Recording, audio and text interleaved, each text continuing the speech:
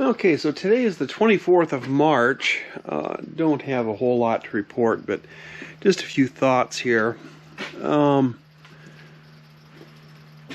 was going to start running wires for my bilge pumps, and I put some marks here where a bilge pump has got to go. Up here, this can just be a small one to get nuisance water out of this forward compartment. And then here, where we taper down, and then it flattens out a little bit, I'll put a high capacity pump in, which is a good place for it because that's going to be an access, well, there is an access hatch there already, but it's going to be readily accessible. So, and I got the pumps ordered actually. I got a 2,200 gallon per hour pump ordered for here, and then again for here. And again, this is a place where the taper ends in the keel, so this would be a collection point for water.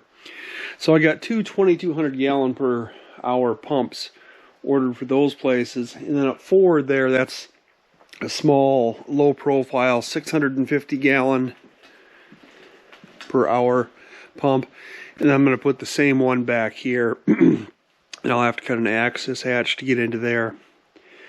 Someday I may need to put one back here. We'll have to see about that, but that's going to be easy to get at and quite accessible. Yeah, there's no real good place to put a pump in there, simply because the way that's designed, really don't want to drill a hole through that knee there. I suppose I could, but I would really rather not do that. So I don't know. That's going to be a big lazarette, big lazarette. But that you'll be able to get into, and that'll be used for storage and whatnot. So that'll be easy to put a pump in if I think I need to put one in there. But I can't drain it through there. There's just no way to really get a hole through there where the water would collect to drain it. So I'll have to think about that. I mean, one of the options might be to, pour some a filler of some sort, cement or something like that in there, and then taper it down. But I don't really think we need weight back here, extra weight back here, so I kind of hate to do that too, but we shall see. But anyway, I checked my wire supply out. I don't have enough wire, and some of the wire that I do have is supposed to be marine grade, 14 2-strand 14 gauge that's sheathed, but it's not actually rated. So I ordered some anchor, 250-foot spool of it down here in the bilge, especially where these wires can be run. You want the best possible wire you can put, especially going to your bilge pumps too. I think you probably want the best possible wire. That other 14 gauge wire, I can use it up topside for inside the cabin for lighting or something like that. But so that's something I was working on. And of course now it's going to be a week before I get that stuff in that I ordered, so I can't do any of that right now. I've also been debating switching from this tank level sending system to a float system. And I think I could do that because I think I probably got just about enough room here to get that sending unit in. On top of the access plate on my tanks. What I would do in that case is I would probably open all three of these tanks. Not necessarily, but you could just open the valves to all three of these tanks and use all three of these at once and just have the sending unit back here, because these are higher, so they should drain into this one. And this one would give you your final reading on how much water you got in the tanks. So that's a possibility. We'll see. And then the one back here, of course, the bigger tank back here, the 65 gallon tank, no issues there whatsoever. Putting a float type of sending unit in there, which would give me a better, more accurate readout than these other sending units or sensors that I'm putting in. They give you kind of a basic, a third, 2/3 full, empty, but that's it. So, yeah, I might do that. I don't know. We'll see. I've got those sending units coming for my fuel tanks now too. I went ahead and ordered a couple of those sending units. The float little magnet moves inside there and trips relays as it's going by in there.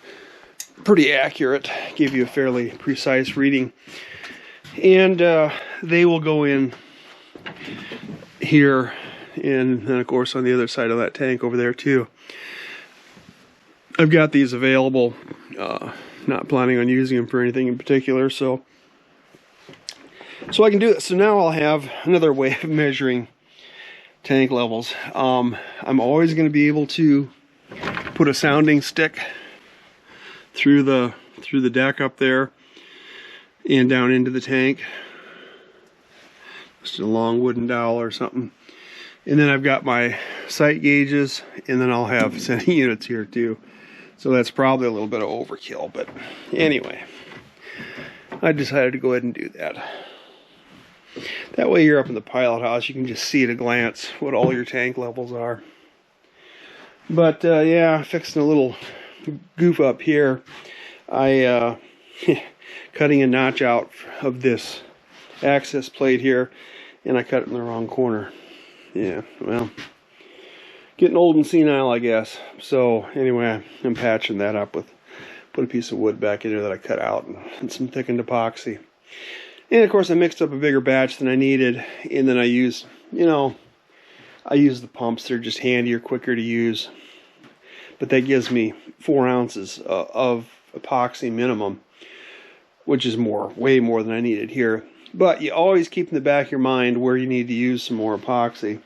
And so I was filling holes, screw holes, on the boat with whatever excess I had. So you can see here I filled a couple rows along the length of the hull here, just to use it up. But yeah, so I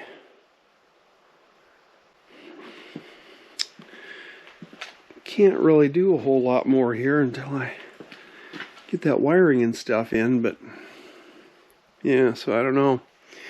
I was debating, I've watched other people on builds and rebuilds and stuff, and some people use conduit to run their wires in. Now, if you're using just single strand or, individual strands of wire, insulated wire, yeah, then you probably should be putting them in a conduit if they're running, across the boat or anywhere, any distance.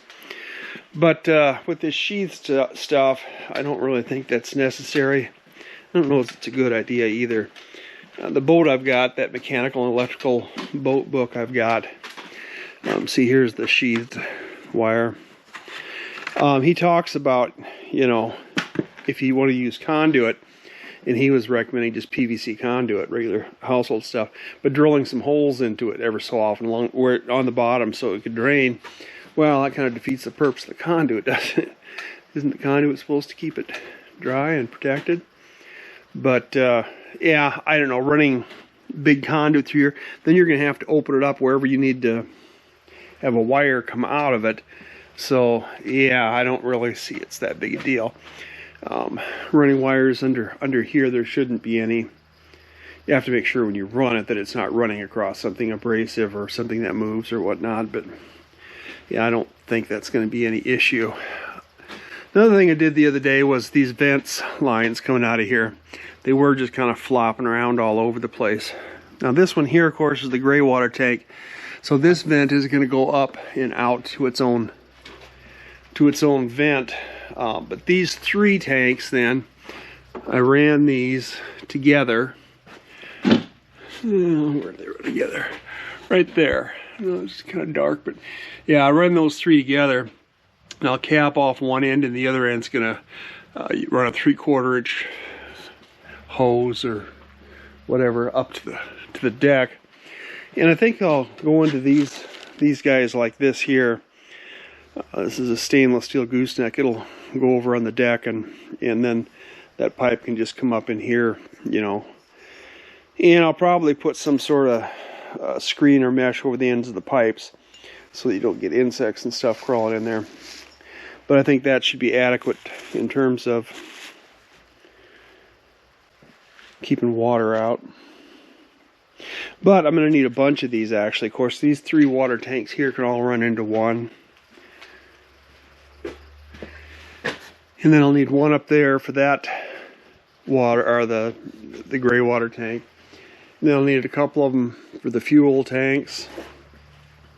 And then the fuel tank up on top, the day tank. I have to do something there too. That probably doesn't need one of those on it though. And then one back there for the vent for this water tank back here, which it may not need one up on the deck either. I'm not sure. I guess the risk would be if you just vented into lazarette back there, would be if you overfilled the tank, which would be relatively easy to do. It would be nice just to be able to for that to pump out up on the deck as opposed to in the boat somewhere. So that's probably what I'll do, is run another one up there. But I wanted to order one of these initially just to see what they looked like and see if that's something I thought I could work with, and it certainly appears to be usable. So that's the plan. You know, we're almost to April now. We're a week away from April, and I was going to start working on this in April. So shortly here, I'm going to start working on planing this stuff down, which is not that it takes that long with a power hand plane, but it's difficult, it's tedious, it's hard on the shoulders, especially my 60-plus-year-old shoulders. So, yeah, I'll probably very shortly here start working on that. And then I've got to trim down most of these frames too, to get them to meet the, you know, the angle of where the hull meets the keel. But we're making progress, so that's just a little update for today.